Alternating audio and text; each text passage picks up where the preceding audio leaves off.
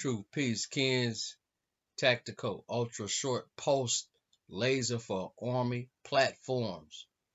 And Peter Slang. Objective to develop an ultra short pulse laser, USPL system with sufficient swap and ruggedization for use on Army relevant platforms. Description: current high energy laser HEL weapon system primarily consists of continuous wave laser source with output powers in the kilowatts. These kilowatt class CW laser systems predominantly engage targets via absorption of light, either causing the target to burn and melt or overwhelming optical sensors with high intensities. Thanks to the emergence of diode and fiber laser technology, these laser systems have grown increasingly ruggedized to the point they have been integrated onto platforms ranging from ground to sea. The Army is preparing the war fighting for a future battlefield with rapidly modernizing militaries while new threats and gaps are emerging.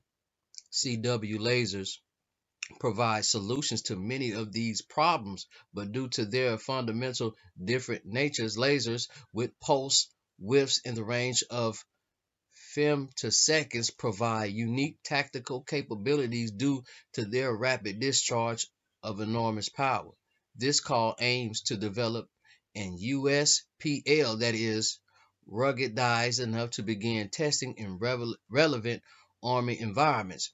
While most CW lasers simply melt targets, USPL systems are able to neutralize threats via three distinct mechanisms: ablation of material from the target, the blinding of sensors through broadband supercontinuum generation in the air, and the generation of a localized electronic interference used to overload a threat's internal electronics.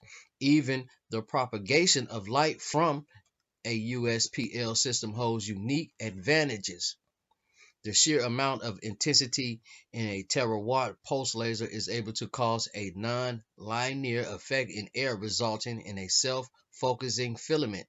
These filaments propagate without diffractions, providing a potential solution to the negative impact turbulence has on beam quality when propagating a conventional CW laser system. Differences in legality as well as lethality as well as propagation mechanisms make USPL technology one of particular interest for numerous mission sets. Over the last 2 decades, femtoseconds lasers have gone from requiring dedicated buildings at national laboratories to sitting on academic optics table across the countries. These USPL advantages, while promising, still have many hurdles to overcome and swap relevant operating environments and consistent mass manufacturing. This solicitation looks for a solution to achieve the parameters listed below in one prototype: wavelength that transmit through the atmosphere, average power output, thresholds 20-watt objective, 50-watt pulse peak power, threshold 1 terawatt objective, 5 terawatt pulse width, thresholds 20 FC objective, 30 femtosecond repetition rate threshold, 20 hertz objective, figure 50 hertz, beam quality M2, threshold 2.0, objective 1.5. Phase 1. The Phase 1 effort shall include analysis and design of the proposed laser architecture concept. The analyst shall provide confidence that the proposed concept design will be successful in meeting the specifications. The expectation for those specifications out of the laser shall be addressed in the Phase 1 effort. Phase 2. During Phase 2, the Phase 1 design will be utilized to fabricate, test, and evaluate the laser system prototype. The above specification of interest shall be demonstrated and measured during the Phase 2 effort, or a detailed design for a prototype that will realize all parameters shall be delivered.